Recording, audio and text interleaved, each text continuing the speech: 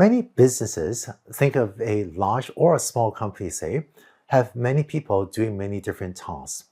There's a framework that had originated in economics due to Eric Brynjolfsson, Tom Mitchell, and Daniel Rock for analyzing the work tasks for possible automation using AI.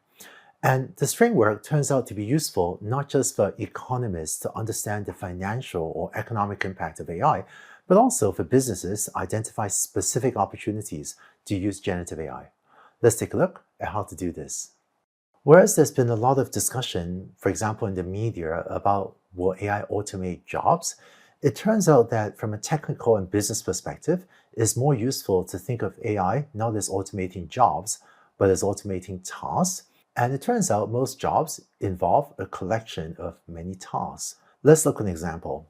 A customer service representative will do a number of different tasks, including maybe answer inbound phone calls from customers, answer customer chat queries via text rather than a voice or a phone interface. They may check status of customer orders, keep records of interactions, and assess the accuracy of customer complaints. And if you work in a company with, say, many customer service representatives, the first step to analyzing the potential for using generative AI would be to understand for your business what are the tasks that the representatives in your company do.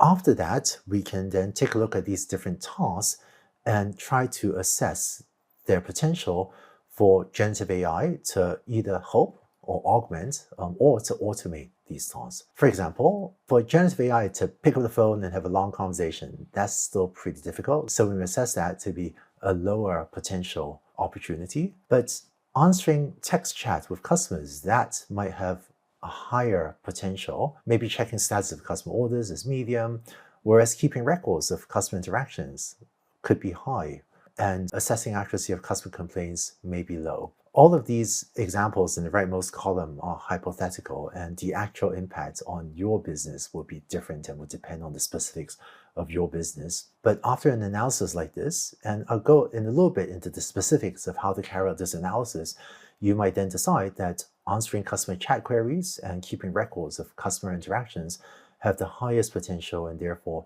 focus your efforts on those two tasks.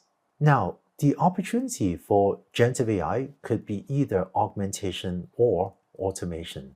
By augmentation, I mean we can use AI to help a human with a task.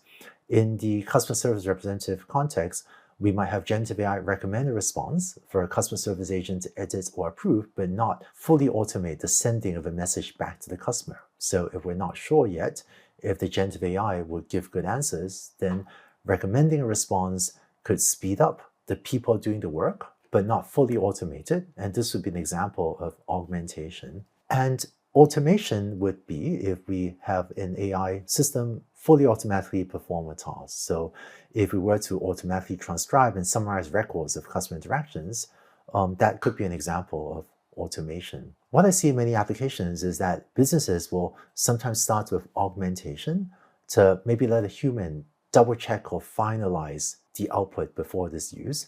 But then as you gain trust and gain confidence in the output of the generative AI, then the user interface can be adapted to make the process more and more efficient for humans, and to then gradually shift toward higher and higher degrees of augmentation, and perhaps eventually to full automation. Now, given a list of tasks like this, how do you come up with this column on the right? How do you evaluate the different tasks for generative AI potential? The potential for augmenting or automating a task depends mostly on two things: technical feasibility and business value. So technical feasibility refers to, can AI do it? And also, how costly is it to build an AI system to do it? And with regard to using an LLM, I found the framework we discussed last week of asking, can a fresh college graduate, following the instructions in the prompt, complete the task? That could give you a first guess, an imperfect, not necessarily fully accurate guess, but it gives you a way to think about whether a certain task may be doable or not. And sometimes, if you're not sure if an LLM can do a certain task, I would encourage you to try prompting an LLM to see if you can get the LLM to do that task. And this would be an experiment that you might be able to do quite quickly, so long as you're not revealing confidential information. if you take some prompts for, say, answering customer chat queries and paste them into a large language model, you can maybe quickly get a sense of how good RS response is. And this could help you relatively quickly assess technical feasibility of using generative AI for a particular task. And an AI engineer can also help you assess if more advanced techniques like RAG, retrieval augmented generation, fine-tuning, or other techniques can help. And also give you a sense of perhaps the complexity and therefore the cost of building an AI system to tackle a certain task. In this course, I'm focusing mainly on technical feasibility using generative AI technology.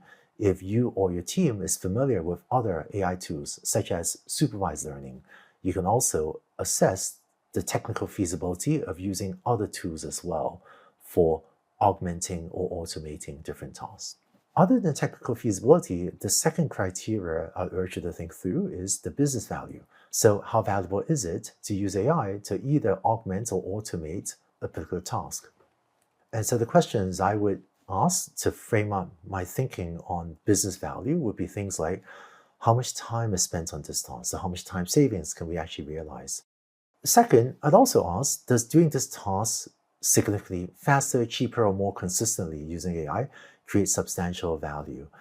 While it may seem like augmentation and automation helps lead to cost savings, we'll see later this week as well that when you automate a task, sometimes the benefits are much greater than just cost savings, because it also leads to rethinking the workflow around that task. But if what I'm saying doesn't make sense yet, don't worry about it. We'll see some specific examples of this later this week.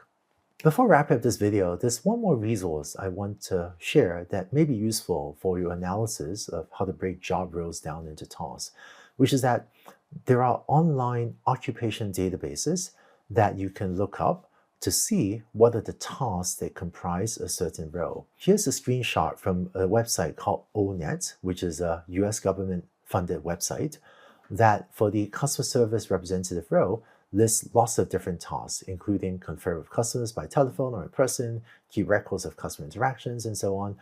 I found that occupation databases like this tend to be general and not necessarily specific to your company.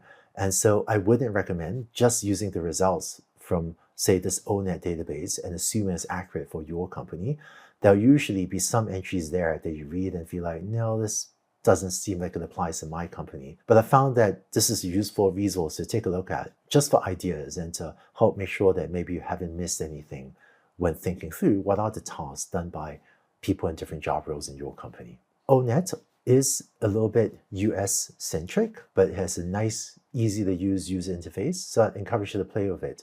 And there are some other countries as well that have some other country or region specific databases that you may be able to find online as well. But I found that for many job roles, ONET is maybe a reasonable initial starting point.